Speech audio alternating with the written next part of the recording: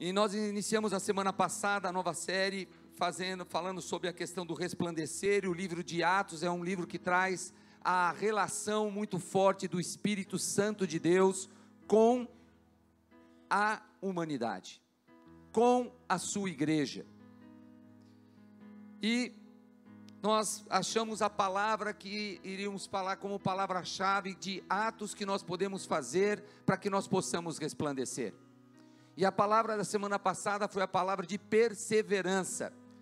Perseverar, continuar firme na jornada, até que você possa estar manifestando a glória de Deus através da tua vida. Hoje nós buscaremos entendimento de um fundamento que é de suma importância para o nosso arrependimento, e para que o nosso arrependimento do pecado, ele não seja em vão. Quem aqui já se arrependeu de pecados? Só para saber. Tem alguns que ainda não, mas Deus tem misericórdia. Mas eu estou falando, querido, para isso não ser em vão, nós vamos tomar do nosso tempo agora, para nós sermos ministrados pela palavra de Deus e termos o entendimento. Esse arrependimento que nós tivemos, ele não pode ser esvaziado, ele não pode também esvaziar as nossas ações de manifestar a glória de Deus. A importância que nós temos de entender a diferença entre arrependimento e conversão. Em Filipenses 1,6 nos diz assim: estou convencido de que aquele que começou a boa obra em vocês, vai completá-la até o dia de Cristo Jesus. Ele começou a obra em você, ele vai completar. O culto de oração de quarta-feira, que nós tivemos agora, a pastora Cleo ministrou sobre 2 pontos para termos um avivamento em nossas vidas, e foram justamente esses: o arrependimento e a conversão.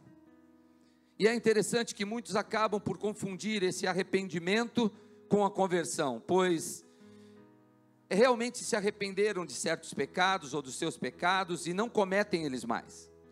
No entanto, algumas pessoas não passam a viver a nova vida dada por Cristo Jesus. E isto me fez pensar, para trazer a reflexão entre nós, para a igreja. Será que todos que estão arrependidos, não estão mais cometendo o seu pecado, eles estão convertidos?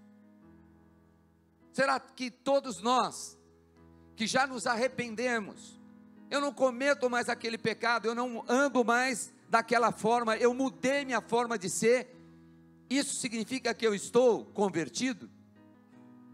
E essa palavra nos mostra justamente de algumas pessoas que se arrependeram, e eu estou questionando a conversão. Existem outros que também às vezes nem se arrependeram.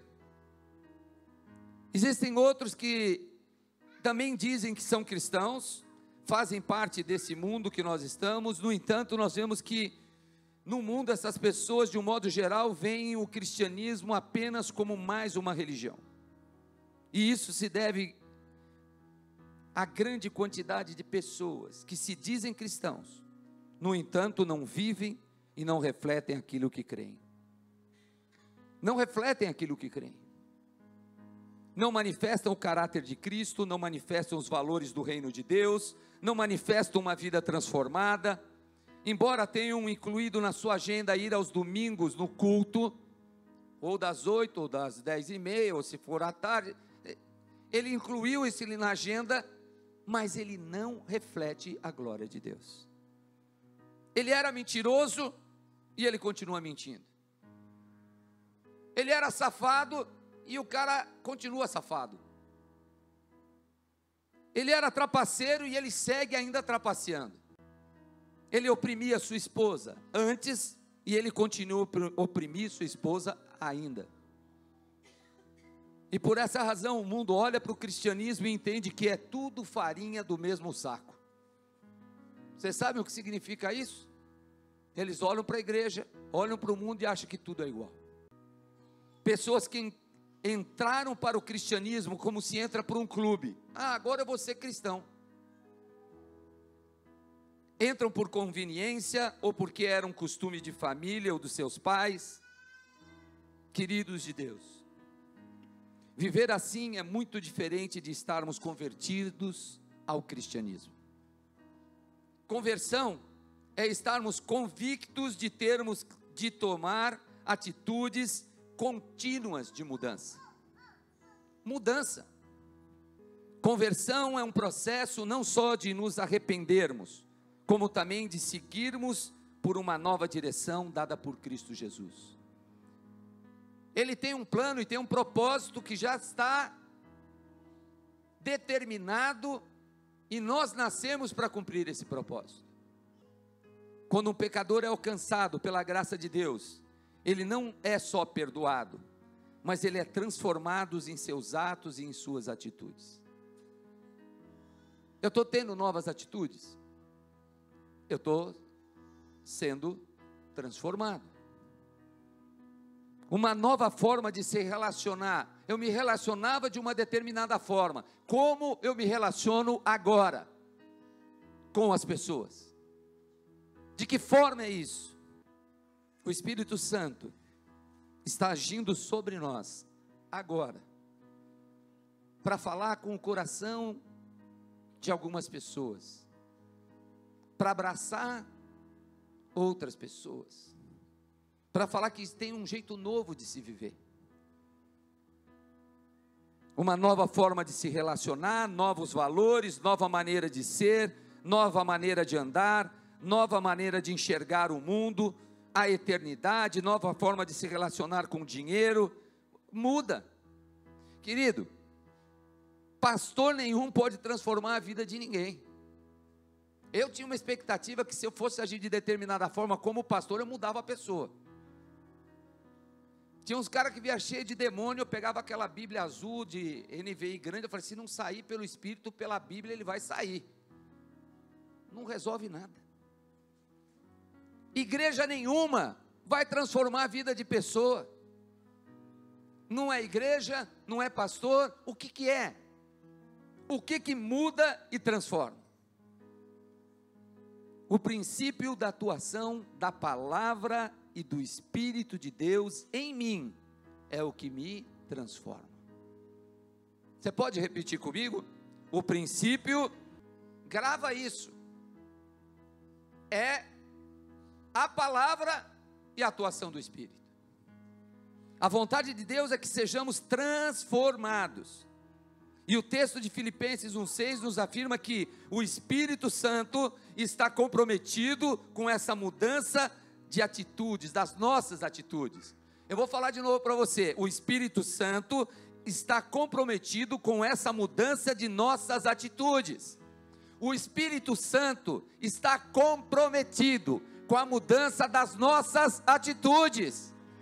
Amém, querido? Isso. Nós respondemos a Deus com os nossos pensamentos e com as nossas ações. E Ele está comprometido com isso, com a nossa mudança. Ele trabalha continuamente para que haja uma mudança de dentro para fora. Uma mudança verdadeira e contínua. Não é uma maquiagem. Quando põe um botox, quanto tempo demora um botox? Quem é da área pode me ajudar? Dura para a vida inteira quando você põe um botox? 4 meses, quem dá mais? Às vezes pode ser 6 meses. O Espírito Santo não faz isso não, cara. Ele não vai pegar e pôr um botox na tua vida ali, não. Ele vai fazer algo definitivo e contínuo. Porque a gente fala assim, então pronto, já fez, acabou. Não, é contínuo. Mas, queridos, muitos caem no desânimo de caírem na conversa de pessoas que apontam o dedo e dizem que você continua o mesmo. Você já mudou um monte de coisa, mas as pessoas olham para você, mas você continua igual. Você caiu novamente, gostou novamente do pecado que te seduzia. Na verdade a pessoa está traduzindo e falando assim, sabe uma coisa, você não muda. Você é torto mesmo, cara, não tem jeito. E a pessoa quer te desacreditar de qualquer jeito. Satanás fala assim, usa pessoas para nos trazerem mensagens assim, mas a palavra de Deus não diz isso. A palavra de Deus diz assim: aquele que começou a boa obra é fiel para completá-la. Aquele que começou a boa obra é fiel para completá-la. Se você começou, querido, usa aquela palavra da semana passada, de perseverança, fica firme, porque o Senhor vai tirar você da posição que está e vai levar para outro lugar. E conforme nós avançamos na vida cristã, e olhamos para trás, nós vemos que quando já avançávamos, e que temos, conforme a gente vai caminhando, você vai caminhando, a hora que você olha para trás, cara, tais coisas eu melhorei, tais coisas eu já mudei, eu estou sendo transformado. Eu mentia, não minto mais, eu caí em meus desejos, e hoje eu resisto, submetendo-se ao Espírito. A conversão é um processo, a transformação é um processo que dia a dia caminha na direção do Criador, até que sejamos completamente assemelhados a Ele, com a face e o caráter de Jesus Cristo. Continuamente, a conversão será completa. Arrepender-se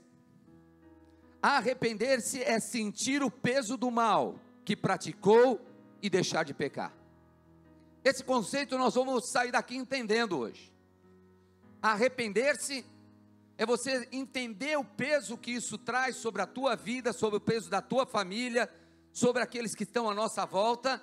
Você entende isso e fala: eu não peco mais. E você se arrepende, você para de praticar aquilo que era pecado. Porém, converter-se é a adesão a uma nova vida em Cristo Jesus. O que é a conversão? Vamos falar junto? Conversão é converter-se, adesão a uma nova vida em Cristo. A nova vida. Talvez existam áreas em nossas vidas que resistam a essa conversão, mas creiam que no todo, ao perseverarmos, estamos sendo convertidos e transformados pela ação da palavra e do Espírito Santo. Hoje, querido, é um dia muito especial, eu acredito nisso, que nós vamos estabelecer um princípio e um fundamento que é chave para a conversão da nossa alma. Deus é um ser triuno, repete isso comigo: Deus é um ser triuno. Deus Pai, Deus Filho, Deus Espírito Santo. Fala: pô pastor, isso aí a gente sabia, né? Fala: que bom. Da mesma forma que Deus é um e subsiste na forma de três, o homem também é um e subsiste na forma de três. Você sabia que você é 3 em 1 também? Eu também sabia. Olha lá, Gênesis 2:7. E formou o Senhor Deus o homem do pó da terra, e soprou-lhe nas narinas o fôlego da vida, e o homem tornou-se o quê? Alma vivente.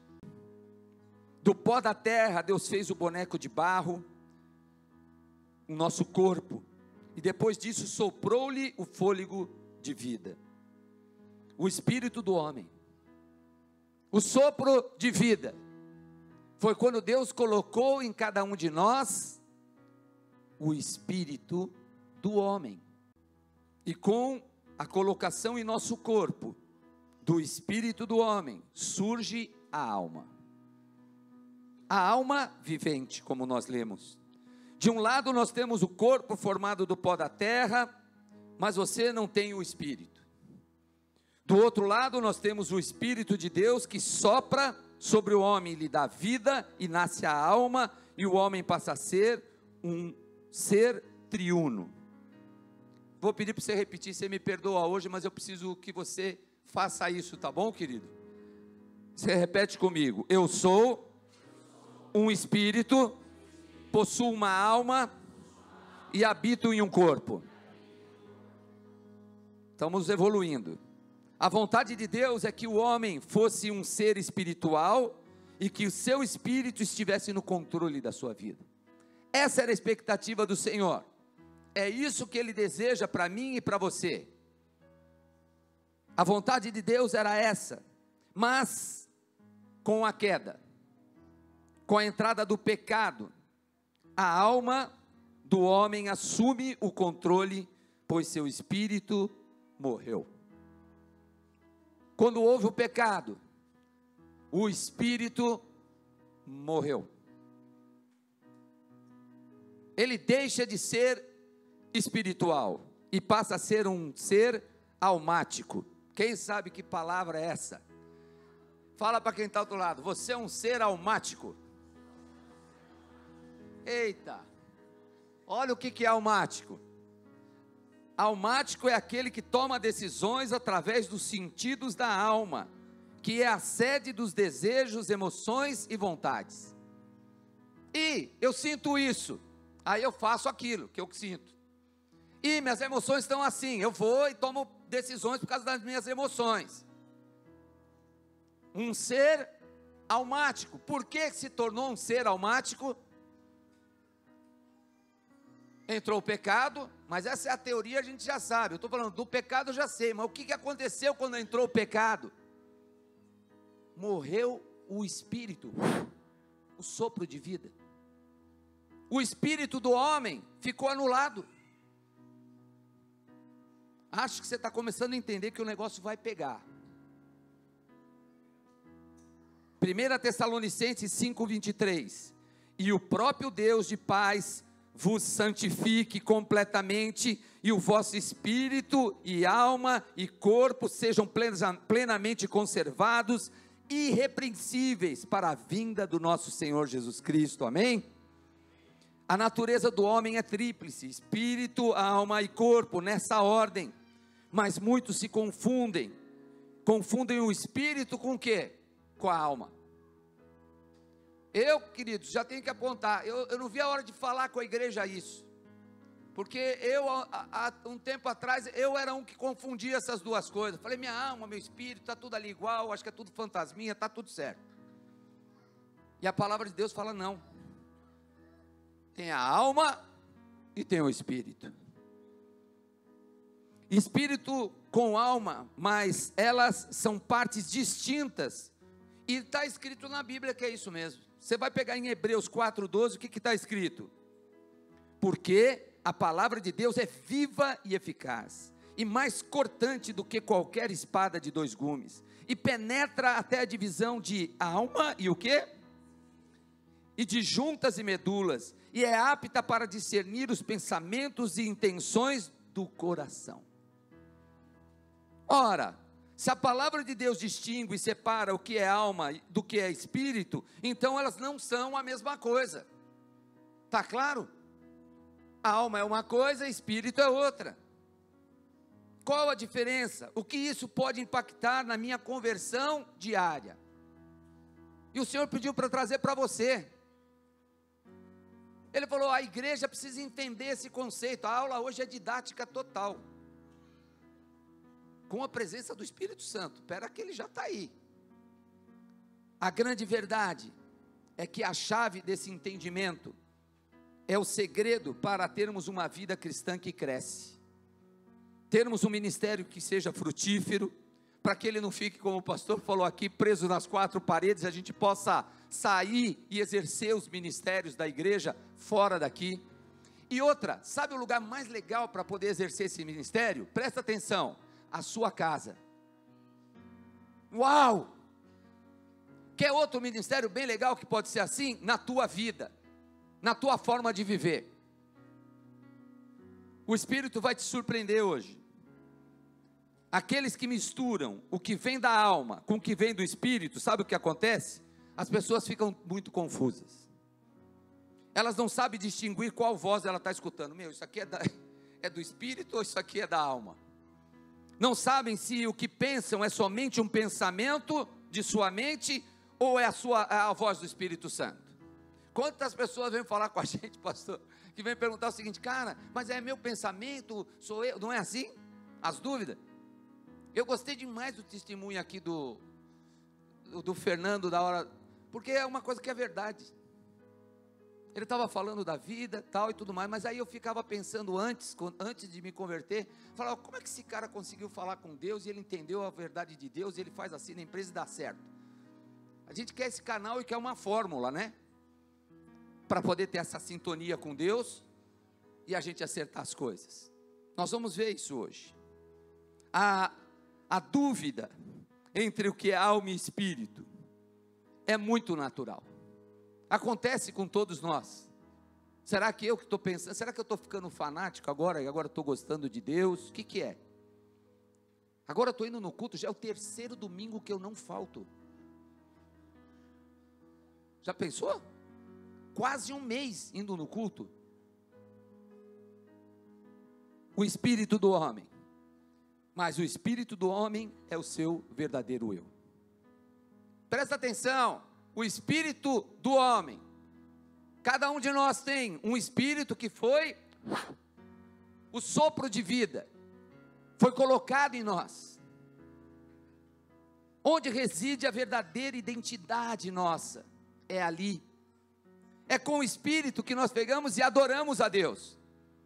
Lembra que eu falava para vocês assim, que é como se a gente esticasse a mão e a mão de Deus viesse e ela entrelaçava. Lembra que eu ficava explicando isso aqui para puxar? Na verdade, o Espírito do Senhor vem sobre nós e o nosso espírito é vivificado e faz uma sintonia completa. É com o Espírito que temos comunhão com o Senhor. É com o Espírito que você fala com Deus, e é com Ele, o seu Espírito, que você tem consciência das coisas espirituais. Tem pessoa que fala assim, cara, mas você não está discernindo que isso aí tem pessoa do mal? A pessoa fala, cara, eu não estou vendo nada. Eu falei, meu, por quê? Porque ele não tem Espírito.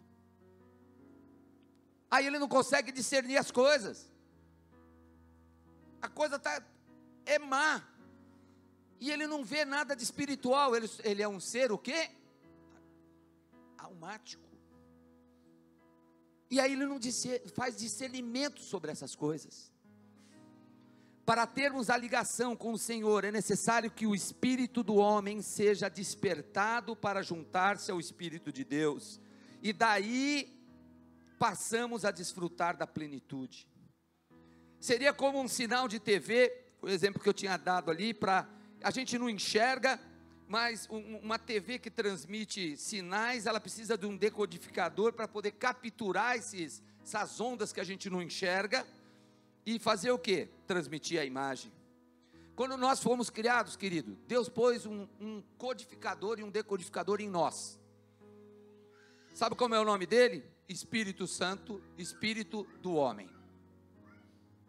O Espírito Santo, o Espírito de Deus, que deu sopro de vida sobre nós, colocou o Espírito do homem. Esse é o equipamento que nós temos em nós, colocados por Deus, quando nos fabricou. Eu li lá para vocês, para quê? Para que a gente possa ter o contato com o Senhor. Está dando para entender essa conversa? Porque agora vai complicar, tá bom? Está preparado?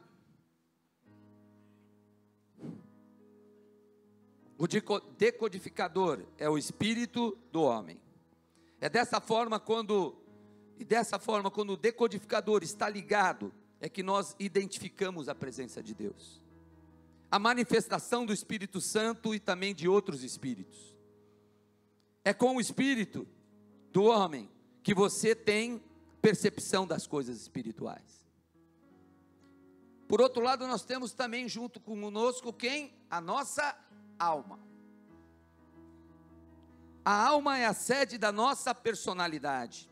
É onde nós guardamos as nossas lembranças, das nossas memórias, das nossas vontades, dos nossos desejos. Não é assim? Ali está a alma. Todas as suas vontades, todas as suas memórias, seus desejos. E tem também o quê? O corpo. Belisca quem está do teu lado. Acorda ele aí se ele estiver dormindo. Está acordado? Está acordado? Pisca o olho aí. Tem gente que já treinou a dormir com o olho aberto. Eu nunca vi um negócio desse. O cara abre o olho e dorme, cara. O corpo é a parte material, onde estão os seus 5 sentidos. Quais são os 5 sentidos nossos? Tato, visão, olfato, paladar e audição. Aí está no corpo. Esse foi mais fácil. É a parte que tem um contato com o mundo material. Mas é interessante que o apóstolo Paulo nos diz que o homem é espírito, e que possui uma alma e habita num corpo. O homem é um ser triuno, como foi dito em 1 Tessalonicenses 5:23. Paulo nos dá essa hierarquia, essa ordem: espírito, alma e corpo. Repete comigo: espírito, alma e corpo. Pois a ideia original de Deus era que esse espírito tivesse primazia sobre todo o seu ser. Com o pecado, a queda do homem, a sua alma foi afetada. Há uma necessidade da nossa alma de ser restaurada. A nossa alma tem a necessidade de ser restaurada. Ela tem que ser convertida, pois ela ficou doente. Todos nós possuímos, cada um a uma medida de doença da nossa alma. Não sou eu, não é você, é todos nós. Todos nós. Todos nós possuímos. Nossas emoções foram afetadas, nossas vontades são às vezes enfermas. Quando você junta todo esse povo, querido, você junta todo esse povo e cobre com um telhado, e aí você chama isso de igreja, você já imaginou o que dá de confusão? Quando você junta todo esse povo com almas e um povo que é almático, que é regido por suas vontades, que é regido por seus desejos. Querido, a igreja só existe porque é um milagre de Deus isso.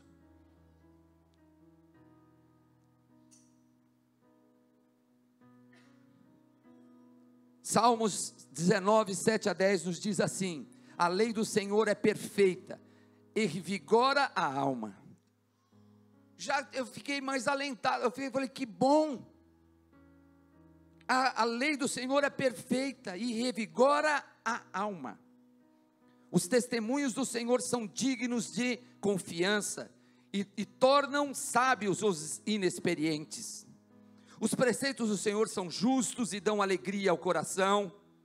Os mandamentos do Senhor são límpidos e trazem a luz aos olhos. O temor do Senhor é puro e dura para sempre. As ordenanças do Senhor são verdadeiras, são todas elas justas, são mais desejáveis do que ouro, do que muito ouro puro, são mais doces do que o mel, do que as gotas do favo. Minha alma precisa ser restaurada, convertida. A palavra nos traz refrigério, não é? Quando você lê a palavra, você já percebeu, não é só quando você vem no culto, às vezes você está assim, e você pega a palavra de Deus, você começa a ler, ela te traz, não é só uma calma, mas ela acalenta o teu coração. A palavra de Deus, ela é esse refrigério sim para as nossas vidas, ela abraça. Nós sabemos que o nosso espírito é onde o Espírito de Deus habita, e nele nós recebemos a porção de Deus para que a nossa alma seja transformada. Eu quero que você entenda bem isso. Nós temos um espírito, e esse espírito que às vezes está adormecido, quando encontra Deus, ele é acalentado pela essa ligação que foi feita lá no início, e aí sabe o que acontece? Você começa a ter poder para transformar e converter a sua alma. Quem está recebendo aí, diz amém. Vai apertar o negócio. Por não entendermos às vezes esse princípio, muitos crentes passam anos e anos e não amadurecem espiritualmente. Ficam estacionados nos mesmos problemas, nas mesmas dificuldades, nas mesmas limitações, e eles acham que é assim mesmo. Vocês conhecem gente assim? Você vai falar com o cara, qual que é o problema? Não, ainda estou, mas vocês estão discutindo o mesmo problema, há 3 anos a gente se encontrou, falou sobre isso, você continua com a mesma coisa, você está com o mesmo problema? Não é possível, meu. ficam estacionados nesses mesmos problemas e nas mesmas dificuldades, nas mesmas limitações. Eles acham que isso é normal. Isso não é assim, querido. Não é assim. Às vezes, isso aqui foi uma resposta de Deus para saber, como pastor, como nós vamos dirigir a igreja. E às vezes não deixar você acomodado nas suas questões, de poder puxar você. Ah, você está dessa forma, dá um passo a mais. Vamos lá. Se mexe nisso, se mexe naquilo. Vamos nos dispor a crescer. É assim. Esse tipo de crente que fica paralisado, ele não está convertido. Esse tipo de crente pensa que por terem se arrependido, eles já estão convertidos e nada mais precisam fazer. Ele frequenta a igreja, ele vem no culto. Sabe o que ele faz quando ele está aqui no culto? Ele fica contando, deixa eu ver quantas cadeiras tem hoje, espera aí. Aí está tendo culto, ele vai com aí ele vai contar, por que as luzinhas estão apagadas? Ele põe em dia todas as conversas do Facebook. Ele acerta o WhatsApp e conversa com todo mundo. Ele vai esperar, porque é o seguinte, ele já fez o que tinha que fazer, e ele fica esperando o Cristo voltar. Mas, na verdade, a chama do Espírito do homem está apagada. A sua alma não é tratada, e ele não se submete ao Espírito. Quando o Espírito do homem, que habita em nós, ele está morto, não há transformação, porque a alma fica no comando. Querido, falta fazer a sua parte, e submeter a sua alma ao Espírito, para que ela seja convertida. Falta a sua cooperação com Deus, para que você deixe de ser uma pessoa complicada, uma pessoa dura, intempestiva, cheia de churumelas. Fala para quem está do teu lado, larga de ser cheio de churumelas. Que será que é? Aí essa churumela você pode traduzir para a pessoa, porque você talvez conheça essa pessoa que está do teu lado. Você pode falar para ela, churumelas teu, sabe o que é? Não é melequinha aqui que fica nos olhos. Isso aqui é remela. Churumelas, cara, é quando você fica com coisinha para lá, a pessoa ou reclama muito, ou a pessoa é muito chata, ou a pessoa só fala mal dos outros, nada na vida da pessoa é bem. Todos nós, queridos, temos a necessidade de conversão constante. A palavra nos dá sinais de como essa conversão acontece. Querido, você está saindo daqui entendendo que você tem corpo, alma e espírito, com outra visão. Tiago 1:21, portanto, despojando-vos de toda impureza e o acúmulo de maldade, acolhei com mansidão a palavra em vós implantada, a qual é poderosa para salvar a vossa alma. Pode bater palma para o Senhor. A palavra nos traz uma revelação, e ela fala, olha, sabe quando você vem aqui, e o pastor está falando, você fala, ele vai falar disso, ele vai falar daquilo, esquece, cara, escuta a palavra de Deus. Eu posso falar errado, posso falar isso ou aquilo, mas a palavra de Deus não. Recebe ela para a tua vida, porque ela está dizendo aqui, é através dela, despojando-se de toda impureza, acúmulo de maldade, acolhei com mansidão, porque ele já sabe que a nossa alma luta contra o espírito. Não é o que diz a palavra de Deus? Ele fala, recebe com mansidão, calma, para salvar a vossa alma. Eu já sei que tem um monte de teólogo aí também, que está fazendo curso, os caras estão bons agora. E aí eu venho assim, mas pastor, a salvação não é no espírito? Falei, deixa eu pôr isso aqui logo, porque senão ele fala, cara, mas não é a alma que é salva. O que é salvo é o espírito. Porque tem gente que já virou a cabeça para mim ali, falou, peraí, meu. No dia que eu nasci de novo, não foi o meu espírito que foi salvo? Sim, querido, foi. É o teu espírito que foi salvo. A salvação é no espírito. O seu espírito foi regenerado e o Espírito de Deus passa a morar em você. E por que então a Bíblia nos diz que a nossa alma precisa ser salva? Falei que ia começar a complicar a história? Mas presta atenção, porque você vai sair daqui decidido a mudar algumas coisas. A salvação no grego, querido, sabe o que significa? Sozo. Essa palavra que está escrito lá, sozo. Essa palavra significa transferir, restaurar, reabilitar a nossa alma. E aqui vem um versículo que nos dá em Filipenses 2,12 um caminho. Assim, meus amados, como sempre vocês obedeceram, não apenas em minha presença, porém, muito mais agora, na minha ausência, ponham em ação. Aí eu pus em outra versão, está escrito, desenvolvei o quê? A salvação de vocês, com temor e tremor. Esse desenvolvimento da salvação, não é do meu espírito, sabe por quê? Porque tudo que tinha que ser feito com o espírito, Jesus já fez. Jesus nos disse que o espírito está pronto, toda a obra espiritual do seu espírito está completa e concluída, não há o que melhorar. Dessa forma nós passamos a entender que o processo que devemos caminhar nele, é o do desenvolvimento da nossa alma. A palavra lá nos diz, ponham em ação a salvação de vocês, ponham em ação a salvação de vocês. Se o espírito não tem mais o que ser feito, é na nossa alma. De acordo com as respostas corretas de fé que nós damos a Deus, nós vamos restaurando e regenerando a nossa alma, nós vamos desenvolvendo a nossa alma. Ao chegar na igreja, muitas pessoas se demonstram complicadas, não é verdade? Como é que é? Chega todo mundo pianinho, já tudo restaurado, é assim? Não é, né? Não é mesmo.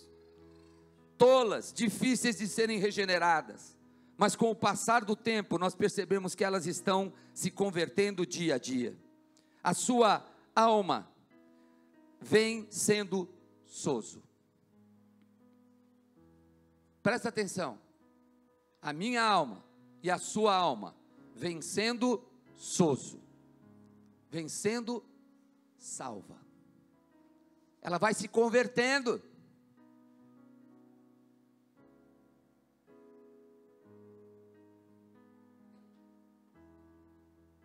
A transformação da nossa alma nos torna pessoas mais simples e vivemos melhor. A gente se torna uma pessoa mais normal. É difícil, não é? Porque só a gente se acha normal. E a gente vai partir agora então para cima da alma. Nós estamos identificando algumas coisas. E agora nós vamos falar de quais são as funções da alma. Quais são as 3 áreas da alma? Quem pode me ajudar aí? O que tem na alma? O que? Vamos, gente. Estão com medo de errar, né? Mente, vontade e emoções. Mente, vontade e emoções. São essas 3 as áreas que precisam ser transformadas dia a dia. São essas 3 áreas que precisam de um mover e apoio do espírito do homem para que elas possam ser transformadas. A mente, a vontade, as emoções, cada uma delas deve ser transformada. Conversão da mente, conversão das nossas vontades, conversão das nossas emoções, elas têm que ser convertidas para um outro caminho, elas têm que evoluir, elas têm que ser desenvolvidas. A mente, querido, nós devemos entender que com o pecado, a queda do homem, deixou a sua mente confusa, pois ela foi degenerada. Ela fica sem objetividade, passa a ter a percepção falsa da realidade de si mesmo e dos outros. A percepção do mundo, das pessoas, dos relacionamentos são todos distorcidos. Olha, o exemplo que a gente pode dar, quem já viu programa de auditório de calouro? Quem já viu? Alguns viram. Quando você vai lá, o cara vai, ele faz a inscrição dele, e o cara entra, ele é o maior cantor do mundo. E ele vai lá, começa a cantar, você fala, como esse cara está, o que ele está fazendo aí? Vocês já viram alguns programas assim? Mas o cara que está lá, ele está achando que está abafando. Não é assim? Eu estou te falando, a gente fica com uma percepção errada da gente.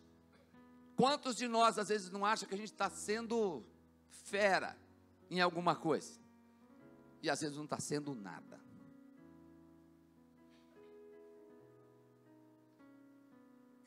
A pessoa se inscreve, vai achando que vai ser o suprassumo da canção mundial. No entanto, ela é uma catástrofe. Tem esse lado, não tem? Mas tem um outro, querido. Por outro lado, pessoas que são extremamente talentosas, brilhantes, inteligentes, maravilhosas em muitas áreas, elas acham-se totalmente incapazes. E pagam um preço alto por isso. Pessoas com boa aparência, que são agradáveis, simpáticas, têm boa formação, no entanto, a sua percepção de si mesmo é de inferioridade. Ela não tem a percepção correta dela.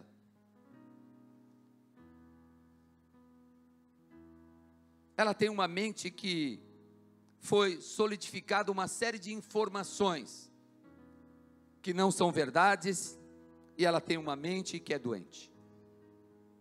Ela precisa de conversão, de restauração e transformação constante. A mente aceitou tais informações que não condizem com a verdade. As pessoas não são daquele jeito. A sua visão de líderes, da esposa, do marido, dos filhos, da igreja, do mundo, as coisas que ela olha, que ela vê, ela tem uma percepção e elas são mentiras. A sua mente, a sua mentalidade foi contaminada. O que ela pensa sobre o casamento, não é. O casamento o que é? Ela, não, eu acho que o casamento é assim, eu aprendi com meu pai, aprendi na escola, e a mente dela cravou aquilo dentro da mente dela, e é mentira. Ela tem uma percepção errada. E aí aplica, vamos para o segundo tópico desse, que são o quê? As emoções. Eu falei da mente. As emoções agora também foram afetadas pelo pecado. Não foi degenerado? Não caiu? Elas deveriam expressar exteriormente algo, mas está tudo confuso. Com a sua mente confusa, suas emoções também o são. Você se torna uma pessoa insegura, indefesa, todos são contra você, suas emoções o tornam uma pessoa indefinida. Você não conhece bastante gente assim? Eu falo, você não conhece bastante gente assim, para nos falar para você o seguinte: você não já se viu você assim? Emoções tumultuadas. Durante um dia ela passa pelas 4 ou 5 estações do ano ali. Ela tem 5 estações, não tem 4. Ela começa bem, recebe um WhatsApp, ela fica mal. Ela recebe outra notícia, fica bem, depois ela fica... Não tem fim. Emoções tumultuadas. Medo das crises. Medo de enfrentar as situações. Medo de decidir. Medo de dar opinião. E aí começam as coisas entre os relacionamentos. O marido precisa de um apoio, a esposa não consegue falar para ele, porque não está firmada dentro daquilo que tem que ser. O marido tem que dar o direcionamento para a sua casa, o cara está viajando porque está preso em outras coisas na mente dele. A mente dele precisa ser restaurada. Ele precisa se deixar ser doutrinado por um Deus que é verdadeiro. Mas ele acredita às vezes muito numa mentira. Esse Deus que nós estamos falando é para fanático. Eu não vou me submeter a nada. Qual que é o lugar daquele que não quer se submeter a nada? Qual que é o lugar dele? É abraçado com Satanás. Satanás não dá limite, meu. que você quer fazer? Ah, você quer trair? Vai firme, querido. Ó, dá para você se esconder assim. Ah, você quer fazer um golpezinho aqui no negócio? Faz ali.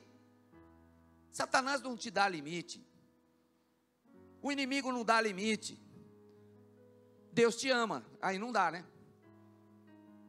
Se Deus te ama, Ele vai pôr limites nas coisas. Assim não. Ei, não pensa assim. Muda para cá.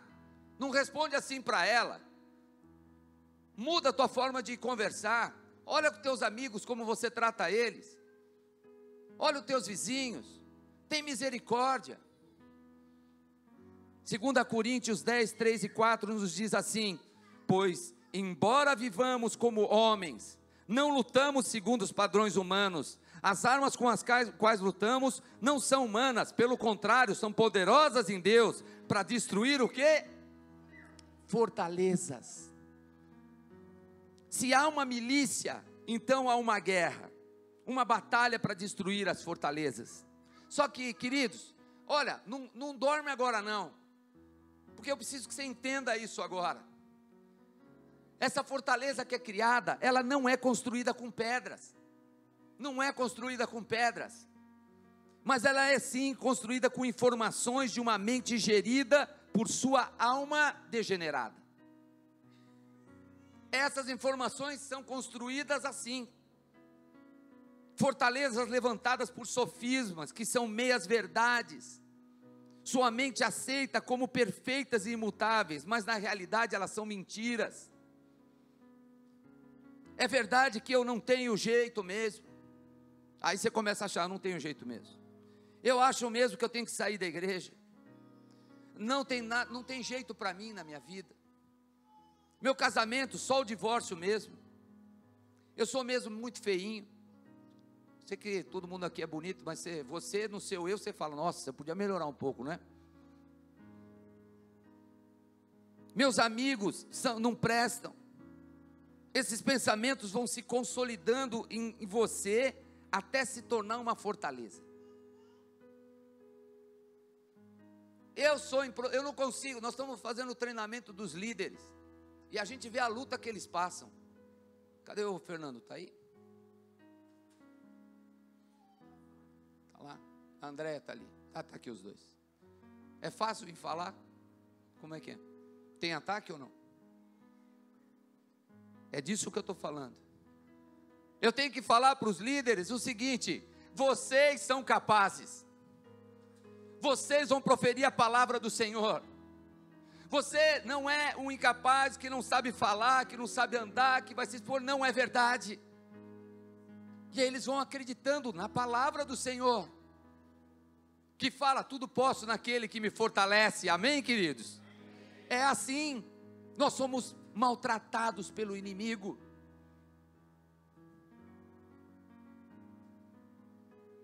Os pensamentos que são assumidos por uma mente que é deturpada, que ela foi decaída, elas vão se tornar em determinado momento uma fortaleza dentro de nós. Nada está amarrando a pessoa, mas ela não sai do lugar. Ela não sai do lugar. Aqui na igreja a gente tem umas pessoas, a gente está arrancando ela do lugar, pastor. Lá não tem gente assim, né? Não, eu sei. Não, nenhuma corrente está segurando a pessoa, mas ela está acorrentada por muitas mentiras ou meia-verdades. Você pensa meias-verdades de você? Você pensa coisas de você que não são? Agora Satanás está louquinho, cara, louquinho, porque ele fala, cara, ele vai falar isso para as pessoas, elas vão achar que podem, e eu declaro para a tua vida que você pode. Cara, uma pessoa que tem, o exemplo que eu peguei foi assim, uma pessoa, quem sabe, a pessoa que tem anorexia, ela é super fininha, magrinha, que nem eu assim. Não ri, cara, é uma mentira que eu estou acreditando. Mas, queridos, a pessoa que é anorexia, ela não tem problema na visão. Quando ela vai no espelho, ela está do lado, eu olho para ela, e eu vou ver a mesma coisa que ela está vendo. Ela não tem problema de visão. Qual é o problema dela? Na mente. Eu estou gorda, comi um brigadeiro, tenho que vomitar. É assim. Fortalezas mentais que nos levam a ficar aprisionados numa mentira. O que temos que para combater essas fortalezas formadas por sofismas? O que nós temos? Como nós podemos lutar contra essas coisas? A gente viu que essa luta é uma luta que não é uma luta natural. São lutas contra essas fortalezas, e essa luta é vencida com a palavra de Deus. Deixa a palavra de Deus ocupar todos os lugares da sua mente. Em nome de Jesus, eu quero lançar fora todo o processo de formação de fortalezas nas mentes de cada um de nós aqui. Que você possa ser liberto disso, das mentiras, das meias verdades de Satanás. O diabo tentará te convencer de coisas que não são verdades.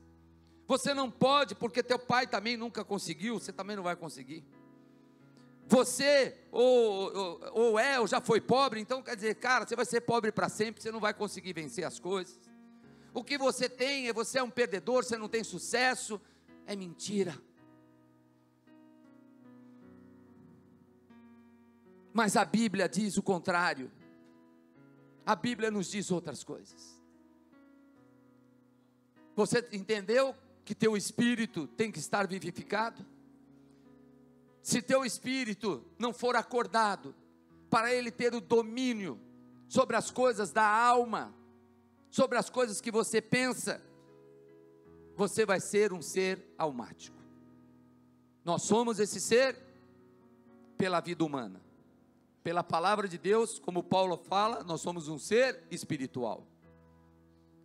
O espírito do homem está em mim e está em você. Eu vou pedir para você ficar de pé, pedir para o louvor vir aqui. Esse conceito, esse fundamento, faz toda a diferença para a nossa conversão diária. Talvez alguns aqui estavam achando o seguinte: já sou crente e está tudo certo. Não é assim. Existe um caminho a seguir, existe algo a ser feito, e eu queria que você pudesse cantar esse louvor, tentando buscar onde está teu espírito. Tem gente que vai ter que cavocar para achar, mas ele está aí em você. O que nos liga a Deus, não é tua alma, tua vontade, tua inteligência, não é nada disso. O que nos liga ao Senhor é o Espírito dele, o sopro de vida que foi dado sobre cada um de nós.